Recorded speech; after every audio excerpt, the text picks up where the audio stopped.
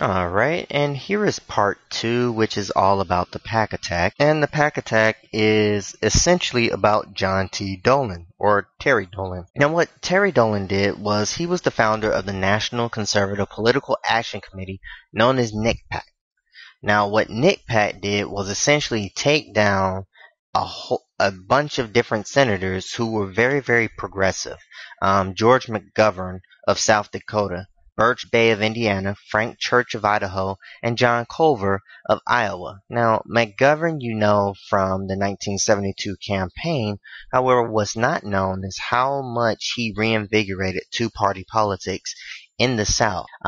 Frank Church, you would probably know as the person who investigated COINTELPRO, as well as many other different issues in regards to the assassination attempts of John F. Kennedy, as well as everything that the Warren Report didn't want you to know. So essentially, the NCPAC spent $2 million to help Reagan beat Jimmy Carter, and it was very influential in just bringing out attack ad after attack ad, punishing any Democrat who essentially would try to promote a progressive image. Of course, if you want to read everything that was going on, Dolan died at the age of 36 from AIDS-related complications in 1986.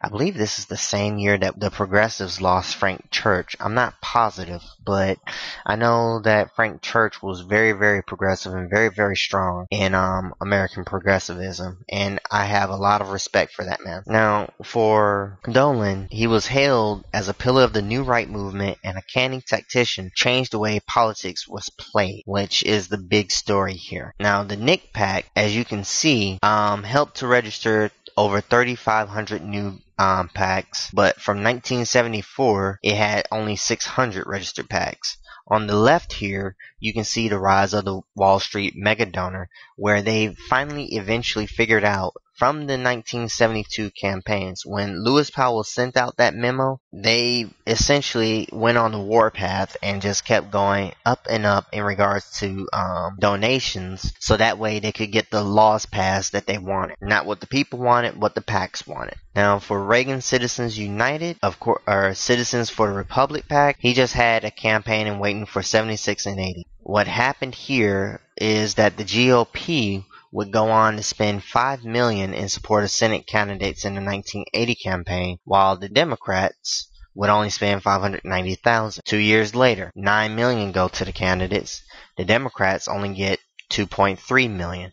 I mean, the unions don't have as much money. They can't give as much money to senatorial races as the PACs for Republicans. Now, the 80s would open up with the FEC giving rise to soft money, or unregulated, undisclosed, and unlimited money given to parties by unions, corporations, and wealthy individuals. So, of course, you can hear about the Koch brothers, but the main thing that you want to know here is that when the FEC expanded that loophole, it would eventually go on to give rise to Bill Clinton as well as Michael Dukakis and unlimited soft money for Democratic purposes. And how did this work out? Well, September 7, 1995, Bill Clinton decided campaign strategy.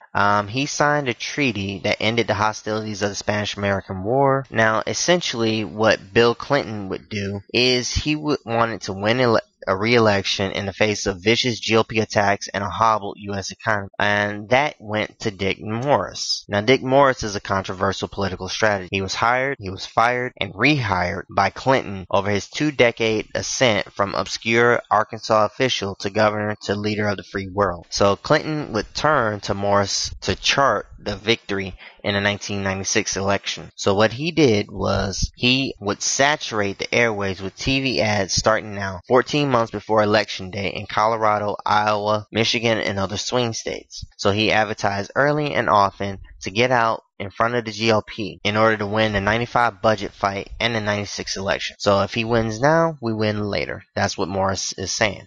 If we lose now, we'll be dead no matter what we do. So Of course, giving all those ads would essentially slam Newt Gingrich for fighting for cutting funding for Medicare, Medicaid, and Head Start. Ads also touted Clinton's pledge to cut taxes on the middle class, beef up environmental protections, and balance the budget without axing popular programs, such as Social Security, which is the main thing that Obama, unfortunately, is looking to do. Of course, Clinton signed off on this, but of course, the issue was that the DNC was broke, so they needed money and fast. And of course, Clinton is a great rainmaker, so the fact is that he would essentially be able to smooth a room full of rich people and tell them that he needed money to get to where he wanted to take the country. What that would do, as you can see on the left, that began to show that they needed to bring their checkbooks because the White House was open for business.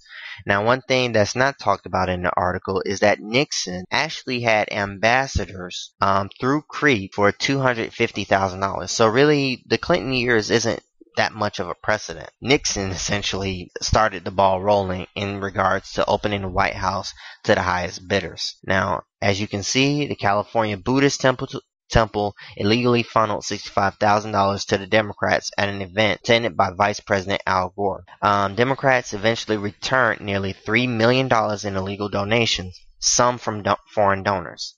Now, one thing this article doesn't talk about is how Nixon actually had money coming in from foreign dictators such as the Vietnam dictator, as well as, I believe, the Shah of Iran. I mean, I don't take much stock. Yes, Clinton, of course, had a few different donors, but it's nowhere near as many as, say, Nixon during his epitome. $3 million here.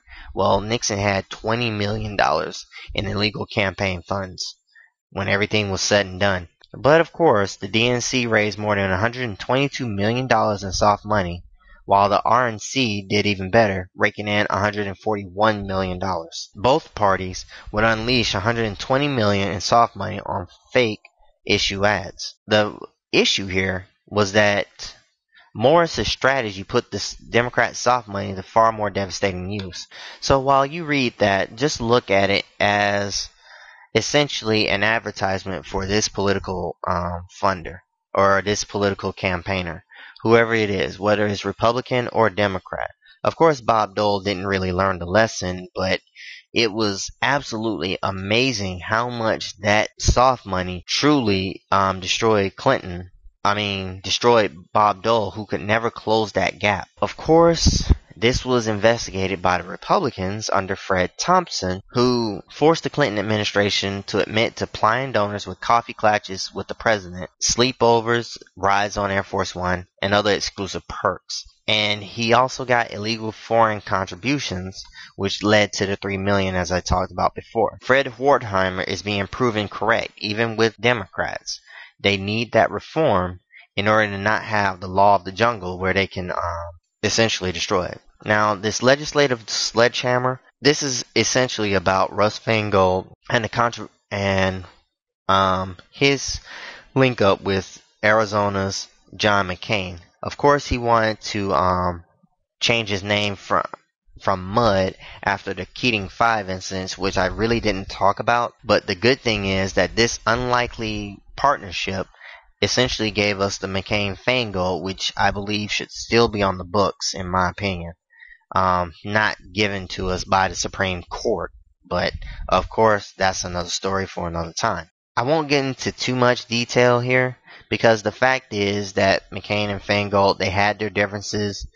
Feingold really didn't want to ban the soft money, but after he finally came around, they would ban the soft money, and of course, they would get a lot of lobbying help from Democracy 21 or Wertheimer, who lobbied relentlessly to get campaign finance reform back on the books. Now join me for the final section where you can just essentially look into Citizens United and other issues.